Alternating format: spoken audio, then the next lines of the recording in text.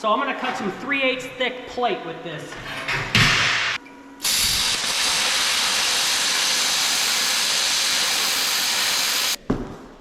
Hi guys, I'm Richard Beck. I'm the owner of Beck's Armory, and today we're gonna check out a plasma cutter that may or may not be right for you. Then I'm gonna tell you how you can win this plasma cutter, all right?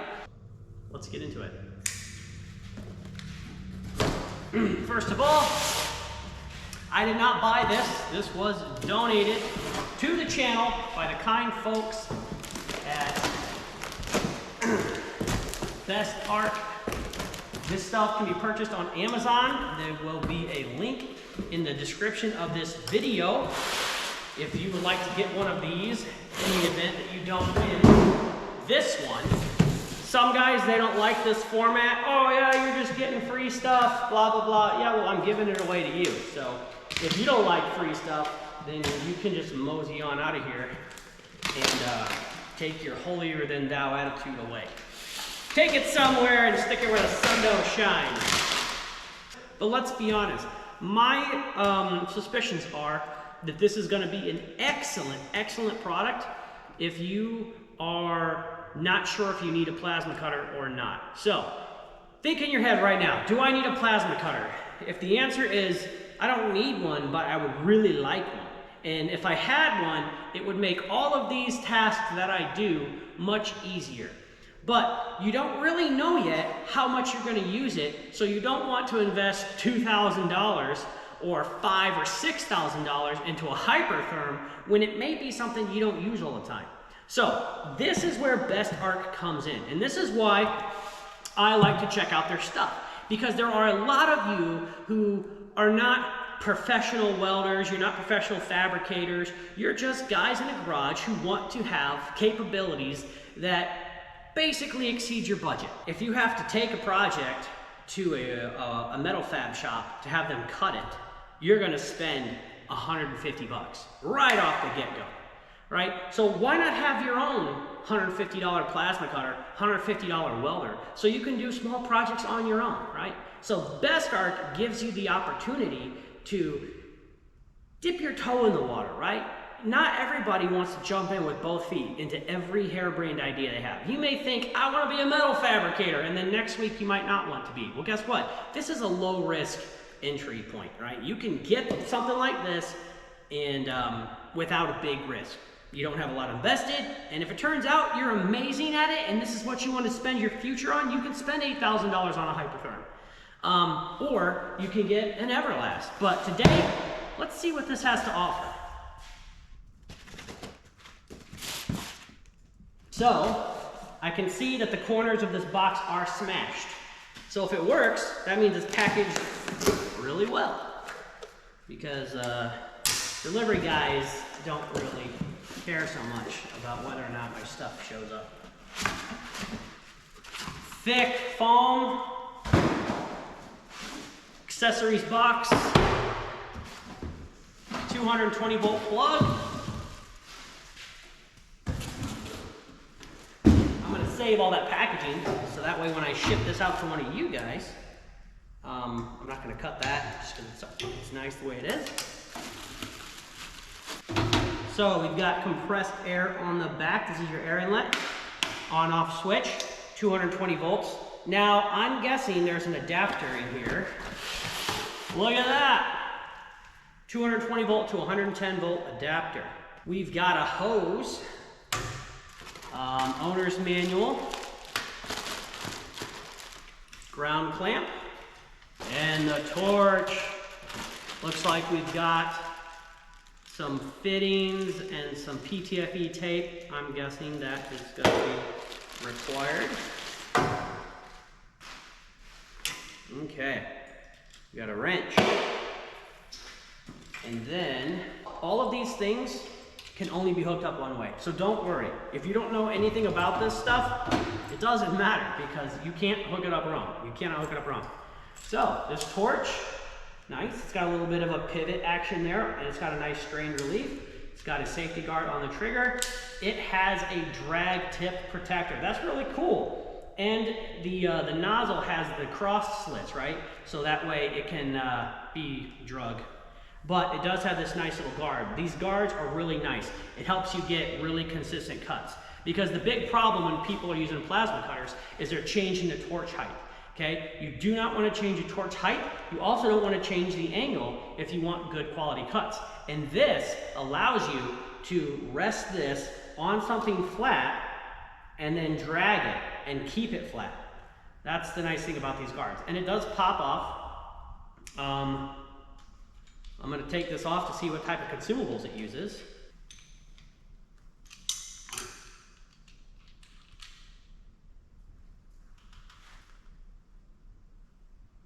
So it does have a proprietary nozzle. This is not like a hypertherm style. And then the tip here. Now this does kind of look like my Everlast stuff, but I'm guessing you're gonna have to get your consumables from BestARC, which if they sell the cutter, I'm sure, without a shadow of a doubt, that they sell the consumables. So those will be some, oh, they give you extras. You have 2 sets. So it comes with 3 sets of consumables. You have 1 set on the torch, and you have 2 sets in the bag. So if you're just doing hobby cutting here and there, this stuff's gonna last you a while. Typically, you know, I get a lot of pierces out of a set of consumables. So the key is you do want dry air, okay? And that's true across the board. If you're running a plasma cutter, dry, clean air. Okay? If you hit the blowgun on your air compressor and water blows out the end, it is going to absolutely wreak havoc on a plasma torch. You have to dry the air. So that's a whole nother video. It's the most popular video on my YouTube channel. If you go to my YouTube channel, it's the main video. It shows you how to get dry compressed air. So head on over to the YouTube channel if you don't know how to do that. But that's pretty important for plasma cutting. So let's hook this up. All right, so right here is the thumb screw. So you take this, you put that on there, take the washer. I can do this one-handed. Take the washer,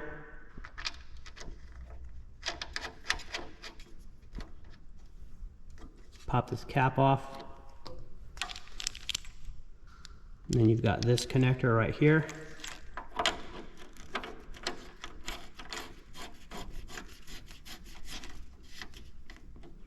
That goes on super easy. And then you've got the trigger, which there's a little notch. So that only goes on one way. Can't screw it up.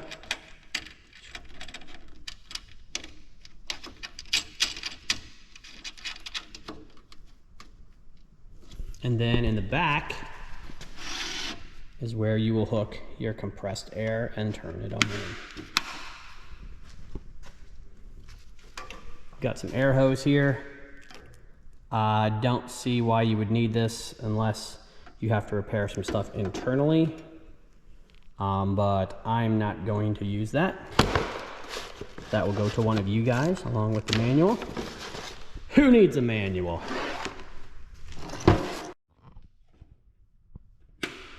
All right, let's power it up. Now I am running this on a 120 volt, 20 amp circuit. Right there you can see E05. That's basically an error code. That's telling you there's no compressed air hooked up. So that's good. You don't want to mess up and try to run it without air. So it looks like it won't let you.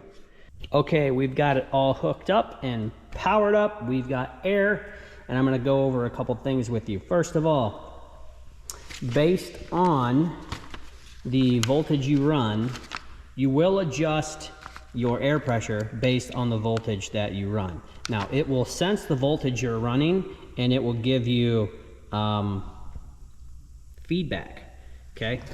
At 110, 120 volts, you should run 20 to 40 PSI.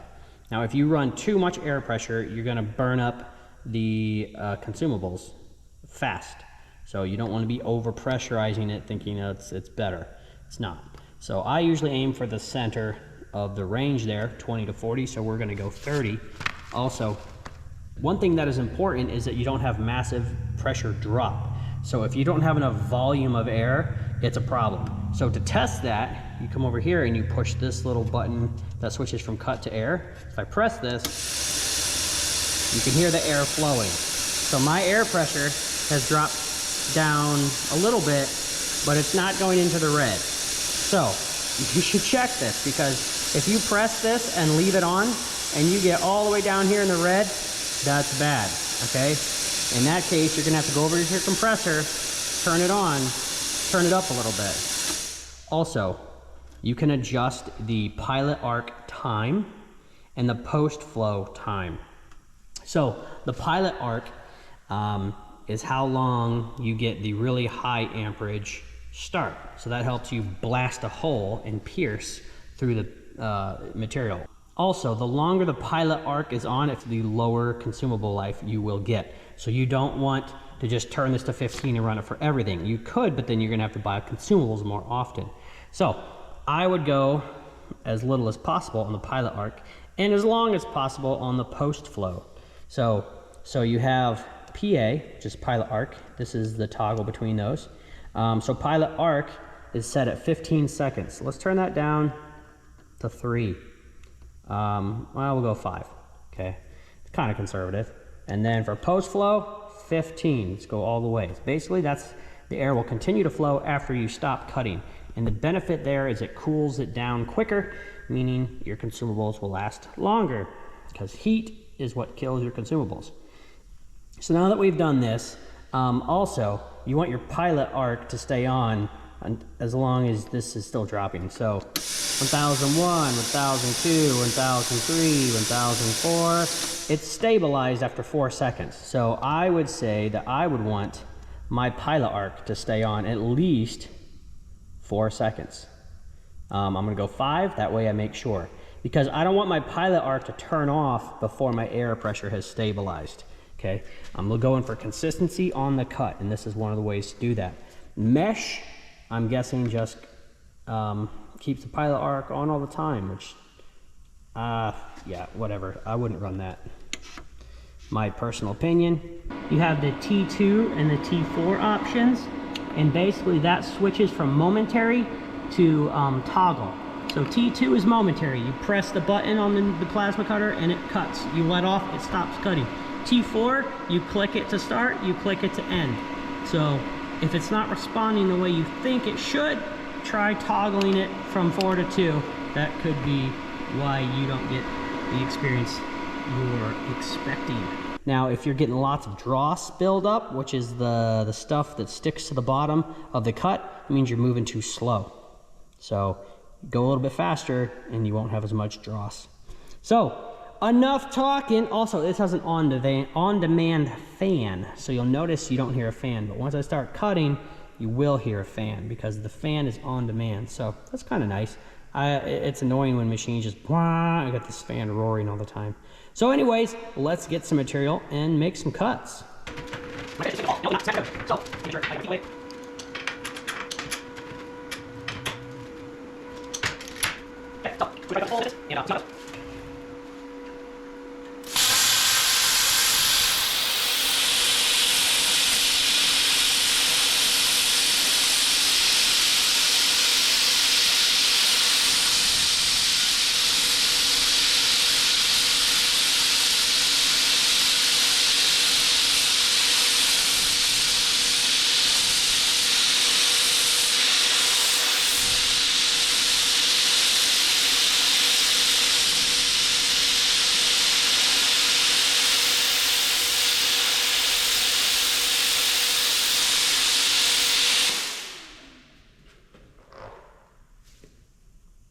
So I kicked my breaker off,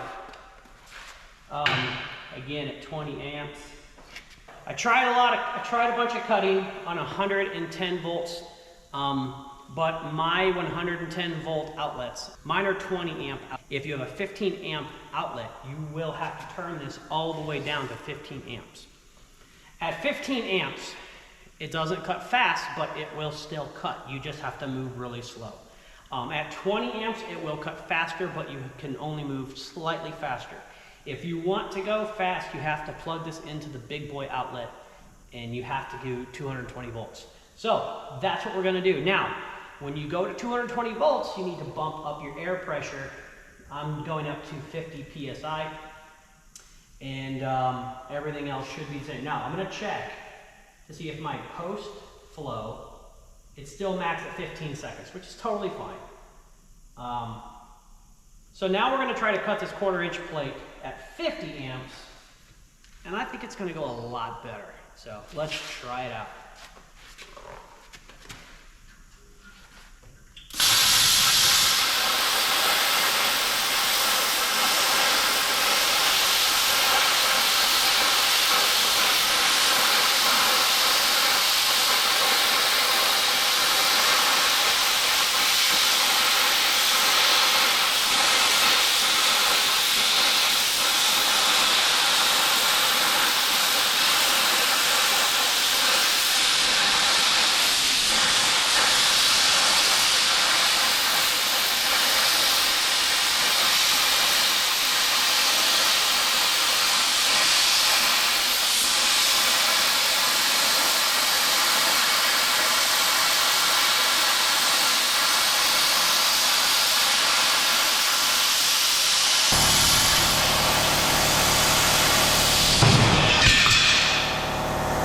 Finally, now the air compressor is out. So overall, this cut is very clean. There is no dross on the bottom. It's a very clean cut. All we've proven is that I have a shaky hand, right? So the cut is limited to your skill and ability, and I was tilted a little bit, so I got a little bit of an angle. But it cut through really well at 50 amps. I'm gonna go ahead and cut this down a little bit more.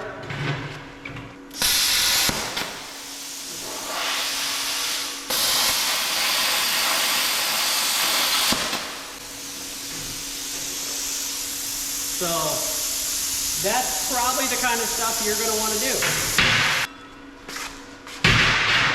All right, this is a BA shredder side plate. If you don't know about BA shredders, check them out on BestARC.com. But this one is screwed up because I screwed up. I put the countersinks from the wrong side.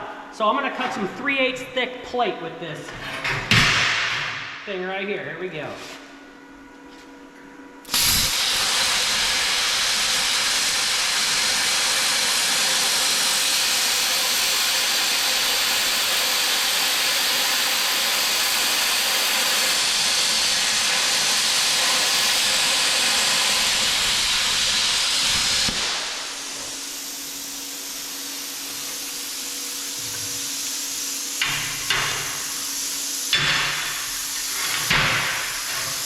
There you go. 3/8 thick.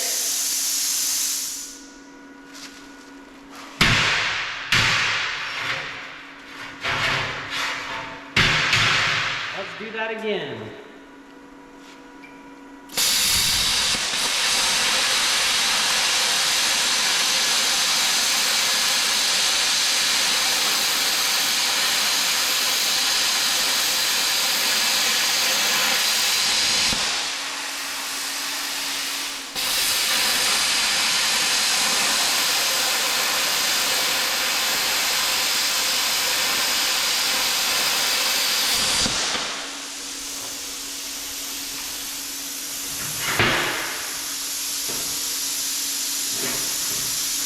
.3/8 plate.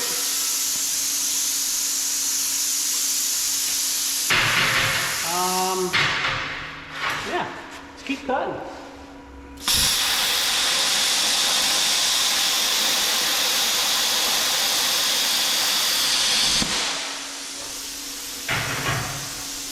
Those are very clean cuts.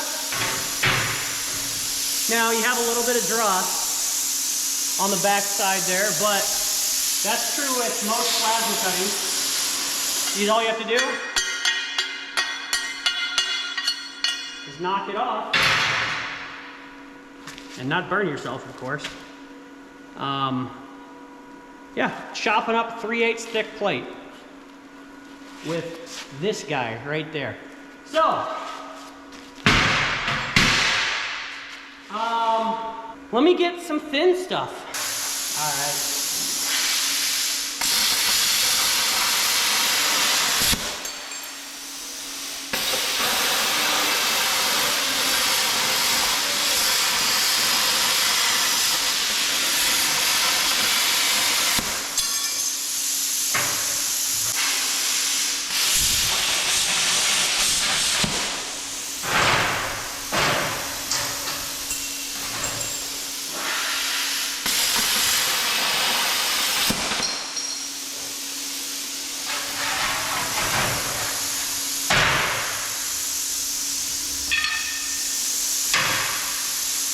Trying to do a nice clean cut.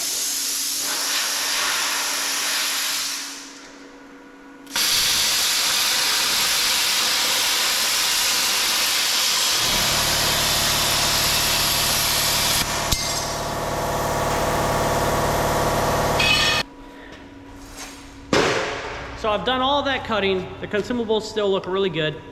And now the part of the video where you find out how you can win this plasma cutter. Go to BestARC.com. There's gonna be a link in the description of this video, and I'm gonna give this plasma cutter to you if you win. Now, all the rules and all that information will be on BestARC.com. I'm only shipping to the United States, so if you're outside the United States, don't enter, or you can, but yeah, you won't win if you're not inside the United States. So, information on the giveaway is in the description of this video. Click the link, go to BestARC, and enter to win your very own BestARC plasma cutter. If you found this video helpful, give me a big thumbs up. That always helps. The algorithm helps promote my videos to other people who might need this information. Thank you so much for watching this video. Please leave me a comment below. Tell me what you thought. And also, I'll have a link to this product on Amazon in the links below. Thanks, guys. See you next time.